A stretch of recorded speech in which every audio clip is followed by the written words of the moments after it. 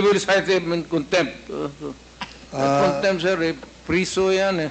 Mr. Chairman. So the next to interpolate, yes, Congressman Paduano. The former president is not yet recognized in telling this committee and me to cite you in contempt. I never cited you in contempt. But, believe you me, I will not hesitate to cite it in contempt if you violate these proceedings. The internal rules, I will invoke Section 11, and your former congressman, and you know that. I never cited you in contempt. Mr. President, well, in fact, I just raised a point of order. Kaya sir, takot ako sa iyo. Hindi. Thank you. Hindi ka dapat matakot for as long as you follow the rules of this ako, committee and you should respect the members of this committee. I will... Thank you, Mr. Chairman. Nako mga kabata helmet, grabe ha. Ayan, ongoing pa rin yung Quadcom. Nakakaloka naman si Tatay Diggs nyo. May pa-dramatic entrance.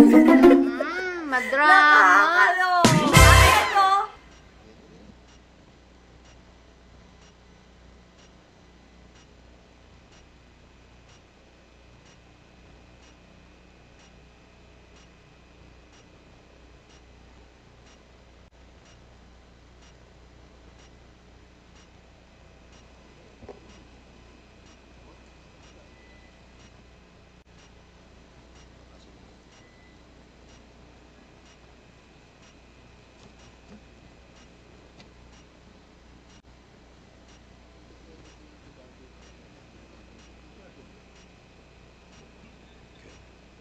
Hearing is resumed. So to formally start ang ating committee hearing, please allow the chair to deliver his opening remarks. O, diba mga kabata helmet? Eto, nako videographer. Yung unang nagtanong ata ay si Kong Arlene. Oo. Pang naano ko lang, videographer, mga kabata helmet, ang napagtanto ko lang or naobserbahan ko, pag babae, parang, iba yung emosyon ni Tatay Diggs nyo, yung talagang mega rebat agad. Kasi sa Senate, ganyan din ang ginawa niya kay Sen. Risa eh. So ito, panoorin nyo.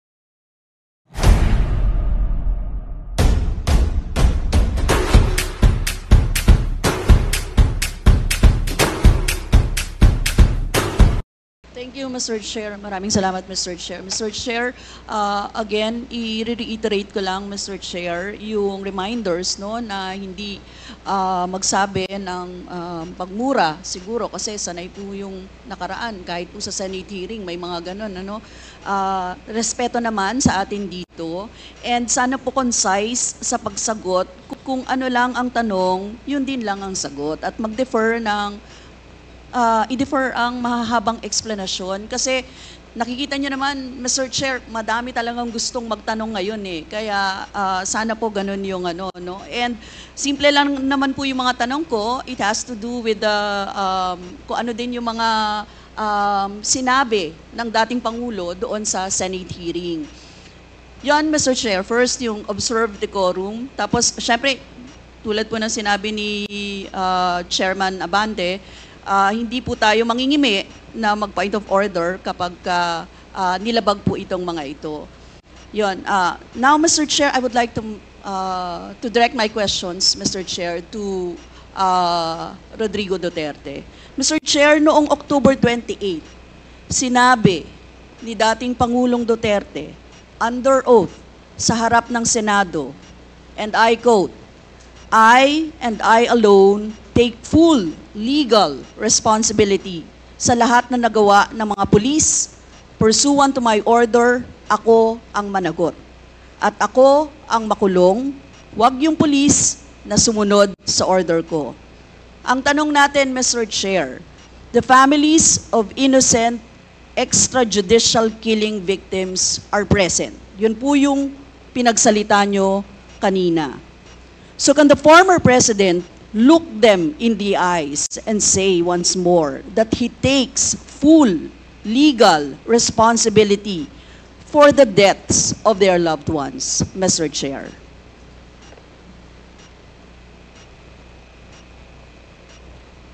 Mr. President, can you... What's the question? What is the question? Can you repeat the question? Mr. Chair, sinabi niya po na full responsibility. So, Mr. Chair, totoo ba yan? Correct. Very correct. Since I was a president, and there was this, until now, serious problem about drugs, I had to issue or make a policy statement about drugs. At all that happened, yung nangyari pursuant to my order to stop the drug problem in this country, akin yun. Akin na akin yun. Ako ang nagbigay ng order kasi ginawa nila illegal or legal, akin yun. Thank you, Mr. Chair. I take full responsibility for it. Thank you, Mr. Chair. Yun po yung tanong ko. Yung families of innocent extrajudicial killings, kayo din. File the case in court.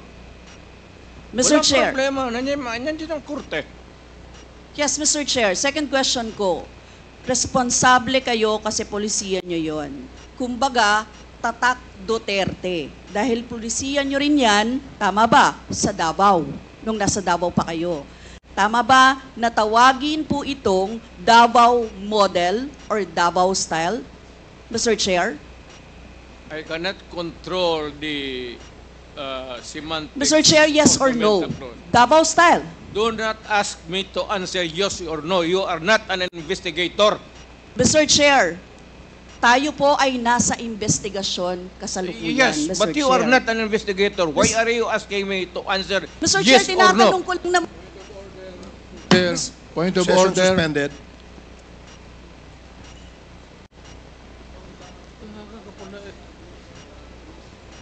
Point of order, Mr. Chair.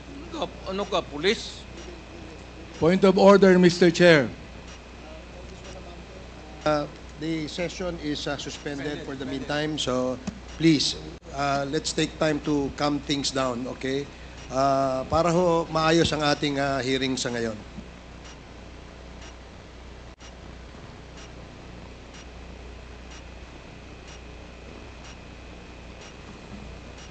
Hearing is resumed. Please proceed, Congresswoman Rosas. Yes, Mr. Chair. Napakasimple lang po ng tanong ko. Tinatanong ko lang po kung yes or no, Davao style ba yung inyong modelo.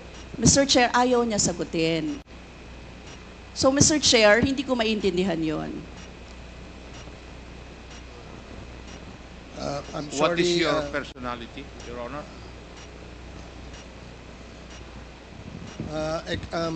If I may, Secretary Bello, we normally, the committee does not allow the counsel of the witness to speak because the role of the counsel is limited only to counseling his client on his rights. Hanggang doon lamang po. But we cannot ask you to answer any questions that will be asked by any of the members. And that is what Thank you, is in Your the Honor. rules. Thank you, Your Honor. Actually, I'm not answering the question of Congresswoman Rosas, Your Honor.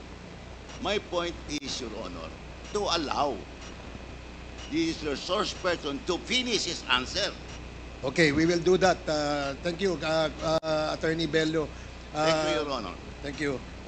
Congressman Brosas, maybe it is, perhaps the former president would like to elaborate on his answer.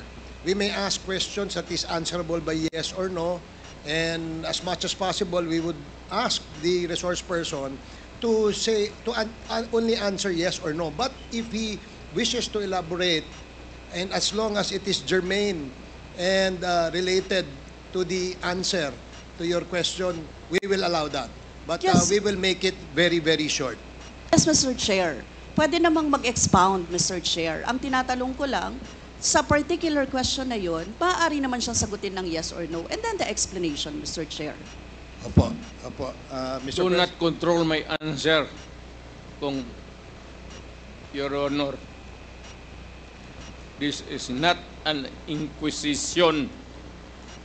It's a democratic process of investigation. Okay, thank you, Mr. President. Sana po,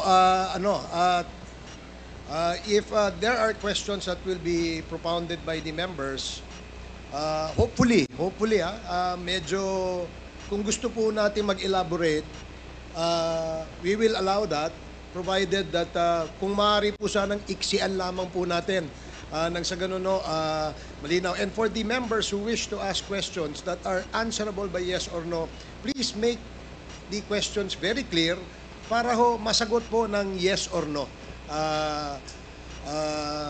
Your Honors. So I hope para ho maayos yung ating patakbo ng ating hearing sa ngayon. So please proceed, Congresswoman Brosas. Yes, Mr. Chair. Mr. Chair, ang tanong ko, sinasabi nyo rin na ang war on drugs ay talagang utos nyo. Diba? Pag sinabing war on drugs, Duterte yan. Sa inyo na nadikit yan. Unless, eto po, tanong na pwede nyo i-expound. May iba kayong gustong itawag doon? Meron po ba kayong gustong ibang itawag doon? Wala na po. Sabi ko, I assume full responsibility for whatever happened in the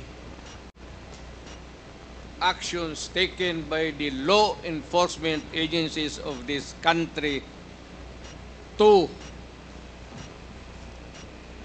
stop the drugs or the serious problem of the drugs affecting our people. Mr. Chair, next question. Nung naging mayor po kayo, sabi nyo naging safe ang Davao. Tama po ba? That would be that should be answered by a third person. I would not be answering that. It would be presumptuous of me to conclude. Hindi ako magsabi. I never said that Davao City was not publicly. Mr. Chair, as mayor, masasabi nyo na naging safe ang Davao sa panahon nyo? Talaga. Kasi Talaga. walang kriminal sa kalye, Talaga. walang snatcher, Walang snatcher. walang akyat bahay, Walang akyat bahay. walang magnanakaw, Walang magnanakaw. walang mamamatay tao. Walang mamatay tao. So yun po lahat, yes. Oh. So walang mga kriminal o walang insidente ng kriminalidad, bakit po? Merong mga incident, not totally. It would be a dream of a city not to have any criminal incidents or violence. Pero overall, Davao City was safe. If the test or standard would be that a citizen of the city can walk all over the city and men and children can go home safely, unmolested, undisturbed. That was the standard that I gave to the police of Davao City.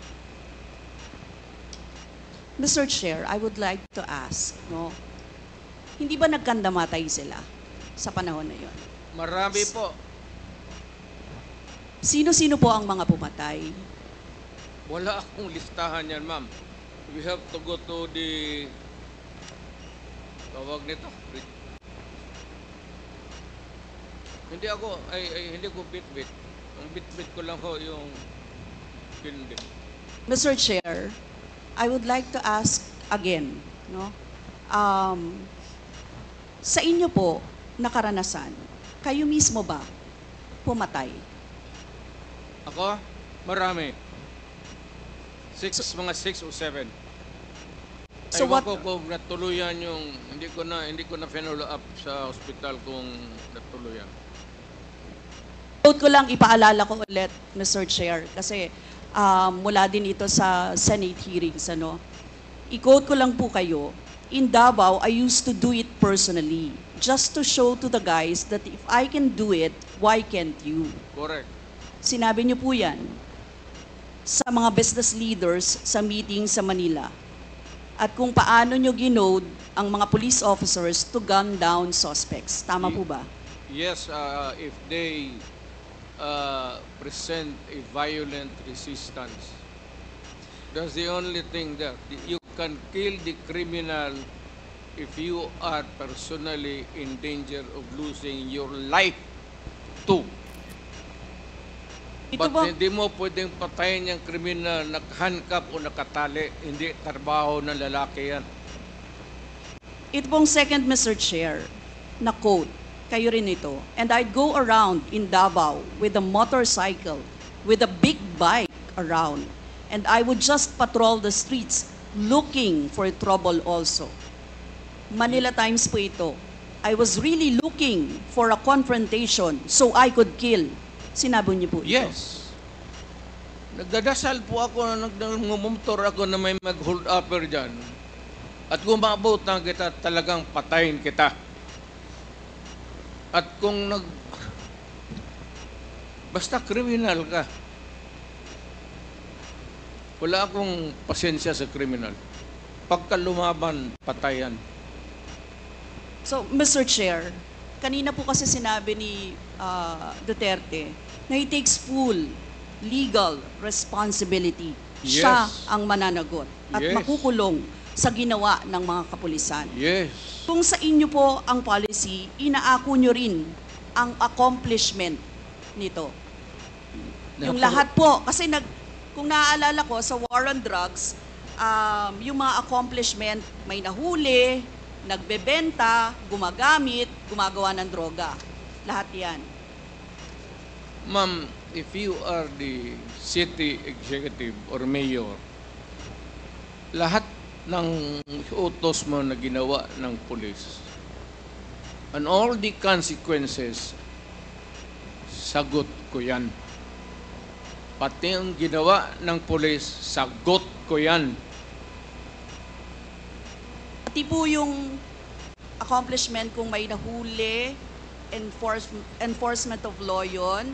Accomplishment din po yung na-confiscate na drugs. Tama ba?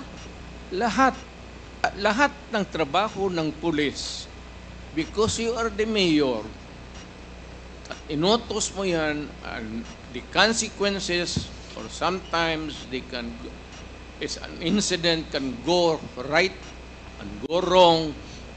Protektahan ko yung pulis kasi ako ang mayor. Hindi magtrabaho yung pulis, matakot yan kung hindi mo bakapan.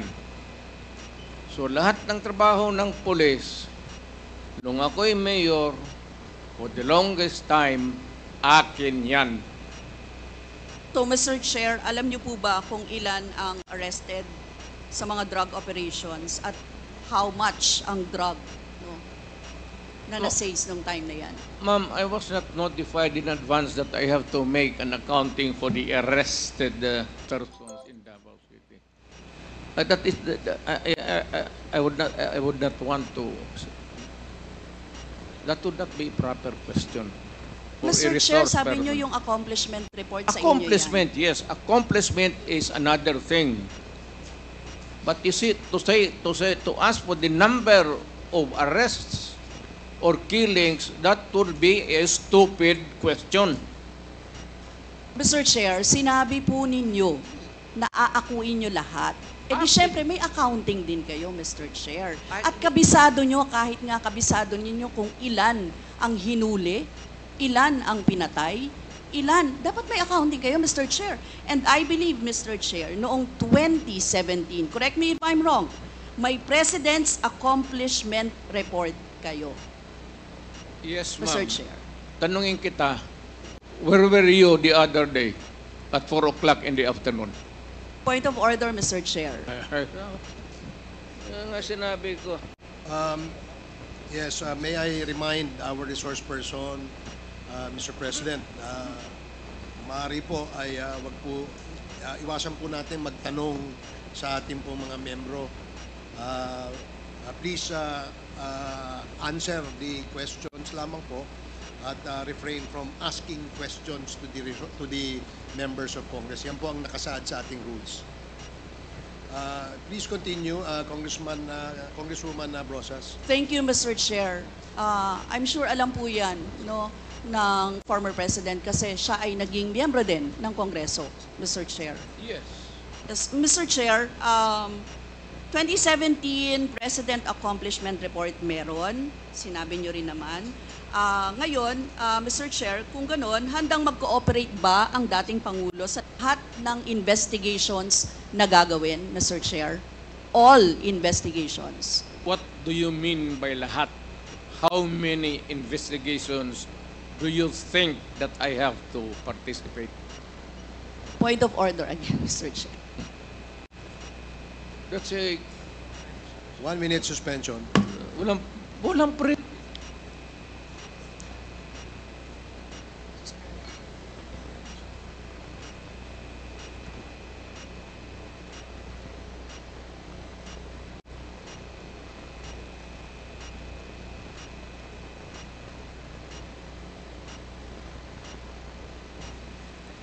Hearing is resumed.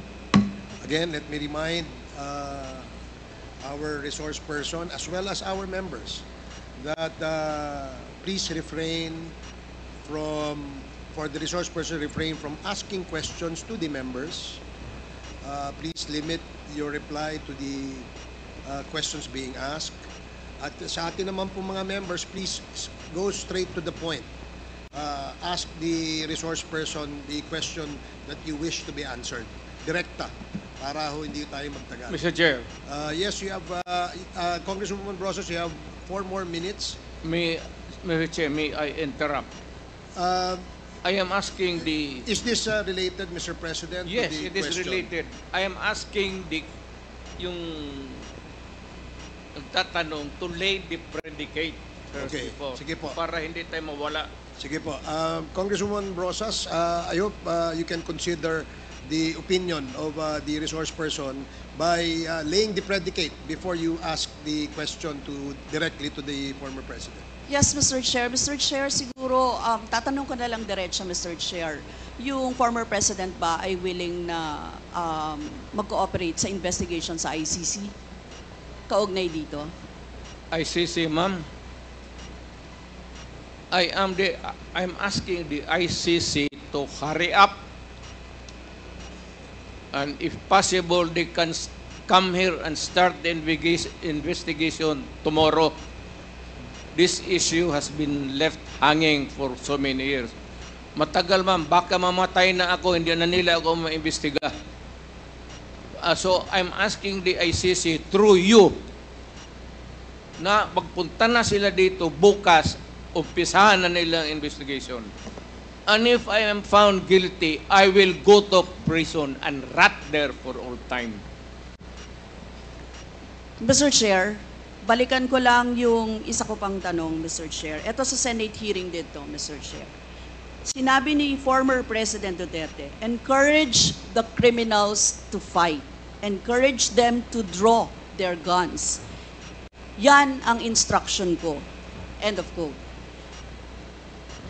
And the only way na hindi kayo makulong and to justify the killing is bigyan mo talaga ng panahon na lumaban. Tama po ba? Yan ang sinabi ninyo. Yes, because that would be justified kung lumaban. Yan, kasunod pa lang po yung Ang question ko. utos ko- Ang question ko po ay bakit nyo ini-encourage yung kriminal na lumaban? Para medyo maminus-minus ang problema sa syudad ko. Kung may criminal dito na 50, kung mapatay ninyo yung 30, di 20 na lang, hindi na masyado problema dyan sa akin. Ibig sabihin, Mr. Chair, hindi mapaparusahan ang nakagawa ng krimen in self-defense. Hindi man sadya. Kasi alam naman trabaho ng police, ma'am. The policeman should know when to kill and when to injure. Hindi naman kailangan sabihin nun. May elements naman ng self-defense. Alam niyo yun, Mr. Chair. Diba? Not self-defense man. Performance of duty. Performance of duty, but And elements of connected self-defense. with that performance of duty is self-defense. So, Mr. Chair, ano yun? Ang what? Elements of self-defense, Mr. Chair. Self-defense is when you defend yourself to avoid injury, serious, or you die. That is applicable also to a policeman who is performing his duty, because the policeman has to confront, ang civilian has to iwasan. But a policeman, a law officer, if you are a law officer, you have to confront the criminal. Ang sanabi ko sa kanila, huwag kang pumunta dito sa akin pisina na may sugat ka, sipain kita, patayin mo. Bakit ikaw ang may sugat? Wala akong my language is brutal and raw for criminals. Wala akong pasensya, ma'am. I've been a prosecutor for 9 years. Talagang sinabi ko, pag hindi na mahinto yan, patayin mo na yan. Huwag mo nang pabalikin niya dito sa opisina ko. Thank you, really Mr. want Chair. to know the truth. Ganon. Last two questions, Congresswoman Rosas. Yes, Mr. Chair. Mr. Chair, gusto ko lang sabihin na sa elements of self-defense, first, dapat unlawful aggression. Second, reasonable necessity of the means employed to prevent or repel it. And third, lack of sufficient provocation on the part of the person defending himself. Mr. Chair, now I would like to direct my question to sa victims po, si Christina siguro at si Lori or si Mary Ann, Mr. Chair. Ano po yung sirkumstansya or kalagayan ng mga nangyari sa pagkapatay ng inyong mga mahal sa buhay, Mr. Chair? Hanggang ngayon po, mahirap pa rin po sa kalooban namin. Ang mahirap lang dun kasi yung mahirap ka na tapos may mga pinagdadaanan ka pa po na ganito na hindi basta-basta na nahihimpasan ng kumbaga araw-araw, puro sakit ng loob, dasal, kung ano ba yung pinaglalaban namin ito. Salamat po. Mr. Chair, tatanong ko lang, ang susundan ko lang yung tanong ko. Ang tanong ko kasi ay, nagkaroon ba ng self-defense? Parang ganyan di ba? Ang nangyari. Nanlaban ba yung Yun po inyong... ang sinabi nila sa akin na nagkamotor po yung bata na wala namang motor, na hindi marunong magmotor. Yun pong nanlaban, yun po yung sinabi nila sa akin na nakipag-anuhan po daw ng baril. Pero ano ang nalaman ninyo sa investigasyon? Laban ba? Well, Meron bang unlawful aggression? Meron bang reasonable necessity para i-employ or i-prevent or i-repel yun? Meron bang lack of sufficient provocation mula sa parte ng tao na dinidepensahan yung sarili niya? Sa lahat po ng mga nalaman ko po, dahil wala na rin naman akong ganun kaalaman ng ganyan po, lahat po yun gawa-gawang kwento po at wala rin pong napakitang ebidensya na nagsasabi ng katotohanan na nanlaban po yung bata. Si Nanay Lori siguro.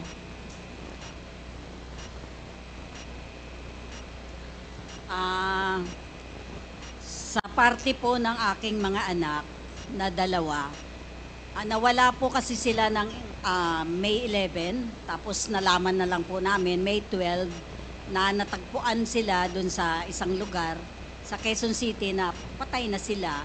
Kaya kumbaga, doon sa balita, yun yung napanood ng anak ko na sabi nga daw ay police operation. Pinaghahabol daw sila ng mga pulis hanggang sa nahuli sila at pinagbabarel. Yun po, kasi kukuha lang naman ng lisensya itong kuya, si Crisanto, kasi isa po siyang security guard. Kumuha lang siya ng lisensya nung May 11, pero hindi na ho siya nakabalik. Tapos kinabukasan ho, yun na, napanood na siya sa isang news sa TV na yun nga, natagpuan na sila na patay na. Tapos yun, pinaghahanap na po namin. O, diba mga kabatang helmet, habang pinapanood natin ng ongoing pa rin na Quadcom, eto muna bibigyan natin ng puna. Ko, no, Bidyoga, pero kainitan agad, umpisa pa lang. Pero tama naman ang mga probing questions ni Kong Arlene, Bidyoga. Tama naman. Okay na okay yun mga kabatang helmet, kasi parang probing ang dating eh. Oo. Kung ano yung sinagot, kailangan magtanong ka in the form of probing question para makapag-dig in ka pa. Pero nakakaloka lang si Tatay Dids nyo may ganun ba talaga kapag Yes or no lang naman? Oo, pero mega explain. Kaya ayan na point of order. Ilang beses yan? 2 ata. Oo. Pero nakakaloka lang talaga mga kabatang helmet, no? Parang yung pagsagot ni Tatay Diggs nyo, yung walang camera to sa point or sa part na oo daw, patayin. Sinabi pa nga niya dyan, the ICC, ang tagal nga daw ni ICC. Oo. Asa na daw ba? Baka daw mamaya, tegibank na siya. Di para nag-start yung investigation ng ICC para sa kanya. No, diba? So ano yan? Joke na naman. Hindi ko nga alam batang helmet kung joke ba yan o totoo talaga eh. Kasi parang inaano ni Tatay Diggs niya yung duro factor niya na diba, na, wala naman wala ICC. naman Diba? Pero ayan nga mga batang helmet, saan kaya papunta ang Quadcom hearing na ito? Anong oras kaya ito matatapos? Pero nakakaloka lang talaga, napansin ko lang magkatabi sila ni Sen Leila.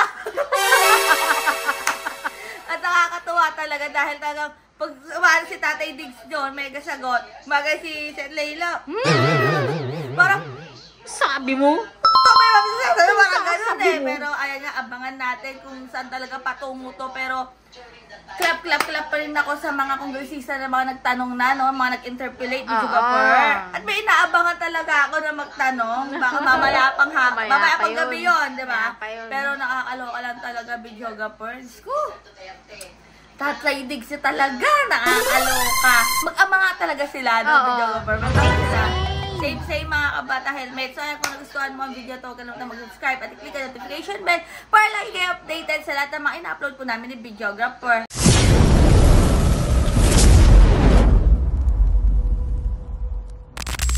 Ay, nako! Pero wala pa siyang pagbumura. Wala. Pigil na pigil siya eh. Okay, bawal nga. Respeto! Stay happy, stay healthy, and stay safe tayo. Always, sabi nga mo sa boy, nag-helmet in the book, it keeps getting better every day. God bless everyone. Bye! Uy, si Kong Franz na yung nagtatanong. Ay, teka lang. Panoorin na natin.